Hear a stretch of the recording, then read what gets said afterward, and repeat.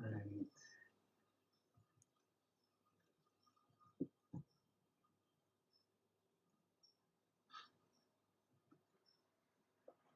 So is everyone in, you think? I mean, if they're not here, they're not here. Am I right? Okay. Hi, everyone. Thanks for coming. Nguyen and we had the honor and the privilege and the amazing experience of working with Julio DeLeo and Robin Eli on our project this summer, and it was integrating planetary health and ecology. Well, integrating, and then I was also learning some statistics. A little bit about ourselves. I'm Darrell Steely. I'm a middle school teacher at Carmel Middle School. I teach general science, 7th grade. I also work with environmental literacy for our district. I personally love natural history, and I'm learning a lot. I love to go birding, and I love to spend time with my family. This year, I worked with Nguyen, and we both worked together on developing a planetary health lesson that we could use with the middle schools. And then I had a personal goal of learning R. Yay! Hi, everyone. My name's Huynh. I am interested in racial justice and climate justice and equity when it relates to education.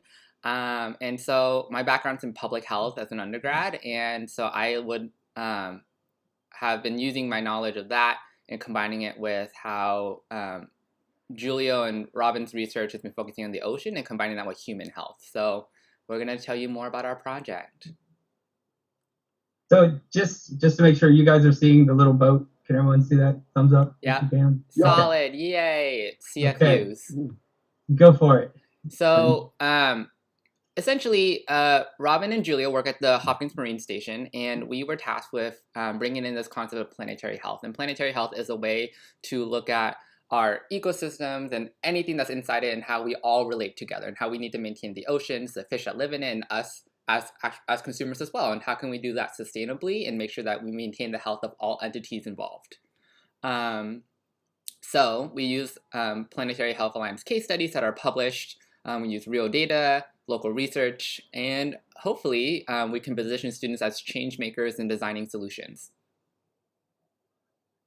Well, we were inspired. Actually, Julio gave us this article to kind of get us thinking about planetary health and fisheries, and it was a paper published in 2016 by Christopher Golden, and it's basically made the connection with fisheries and human health. And so from that, we developed what's a phenomena which would actually allow students to learn. We kind of proposed this issue that we had to deal with, and students learn through lessons and try to explain and propose a solution to this issue. And basically, from this paper, we learned that there's about 845 million people that are facing malnutrition. And we developed a lesson where kids could learn about fisheries and nutrition of fish and apply that to a solution. So here's our lesson. Do you want to explain a little bit? Yeah, so in our lesson, so I linked everyone as well in the chat if they would like to go on their own pace. And essentially, we have connected it to 2 NGSS standards. And if you're not familiar with NGSS, it is a shift from the previous way of science teaching towards actually having students imagine themselves as scientists and doing the work of scientists. And so essentially, we are asking students to construct an argument and apply scientific principles to understand how they can solve the issue of global malnutrition using fish. And so going through our slide, we have some accommodations for different learners. We have our overview right here, which we can probably just stick out here until we show the final project. And so as you see, this is how our lesson schemes, and there's this huge squiggle in the middle because I just did not process to do it side by side. So so going down all the way to 1 to 10, we just have this idea that, fish are such a huge part of so many different people's livelihoods, and we wanted to make sure that for students to really build that relationship with their environment in the ocean, because it's so important for us to have that connection and build that relationship and cultivate it, especially when a lot of our curriculum doesn't naturally tell students to love the environment. But to also understand that, they aren't the first people to cultivate that relationship, like how in a lot of fishing communities, women are the fisher peoples. A lot of indigenous communities have been the first climate scientists, so we have them also examine those relationships too. And so then, when we look at who is at stake, we start looking at this bigger picture of planetary health, and seeing that everyone has a huge part of this in maintaining it and has a responsibility to each entity that that they affect, directly and indirectly. So if we want to move to the final project, I think. Yeah, and tell them a little about the digital notebook and how we Yeah. do the slides. So the digital notebook is a way for teachers this fall to essentially have all of their activities embedded into a Google Slides, with videos, graphs, with places to answer, with the objectives already there for students to also guide their own learning. If they decide to go ahead, there's opportunities for reflection. There's a variety of different sources for them to engage with critically and think about, well, if we want to keep eating fish, how can we make and use that as a solution? How can we make sure we don't, overfish or take from other people unfairly? So in this, then we position them as change makers, and essentially maybe presenting this to Monterey Bay Food Watch themselves, or teachers can position them to write letters, or to look at how fishermen are being affected. But essentially, we want them to be able to design a solution, and feel that the work that they're doing matters, especially when they're learning sometimes that they want to know, like, what does it even all mean? So here's a look at the solution. They're going to pick a fish. What happens to it if it goes away? Is it being overfished possibly? All that. And then they propose a solution. One thing neat about this is they'll be working all on the slides, and teachers can easily make copies and adapt to it, and kids can work on that as their notebook. Works great in the virtual world, and it's something where they can interact with other peers and their teachers. Yeah, and 6 minutes. Okay, I know, I got it. Let's see here. So back to the original slide. So we kind of went over this. These were our goals: work in teams to interpret and model data, to identify a connection between ocean health and human health, and propose solutions. Some of the things I did on the side as well was to work with and learn R. It was kind of a personal goal of mine. My wife did some in her grad school, and I've known that a lot of graduate students work with R, and it's something that I never did when I was studying science, and it's something that I wanted to learn more. And so I worked with Robin. Oh, is it not showing? Robin actually helped me. I didn't know anything about coding, and so I basically start from scratch.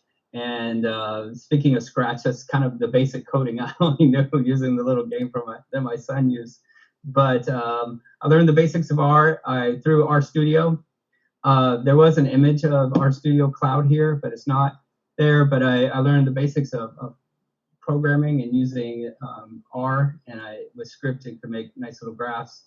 One thing that I kind of proud of is this little Shiny app, and this is something that Julio showed. And actually, I'm going to escape real quick. Yeah. And just show you right here. It's something that can be published online, and it allows this model is something that Robin helped me create, and it allows students to kind of hold variables consistent while changing one of them.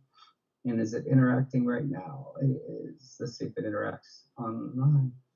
Is it not interacting? Okay, there we go. Yeah. So for example, if you look at, I can change the carrying capacity of something that that one's not changing for some reason, but they could change the growth rate. You could change the time. Students can see. One thing that's an important concept for students is to understand rate and the slope, how that's related. And this is something that allows kids to like really manipulate the rate and see how that changes on the slope. And for some of the more advanced math students, you can click and log the y-axis, and they realize that a curved line becomes straight. You can start to think about why that happens. So this is a model that I plan to introduce for 7th grade, but I also will share with the high school teachers in my district. And go back to this. Oops, sorry.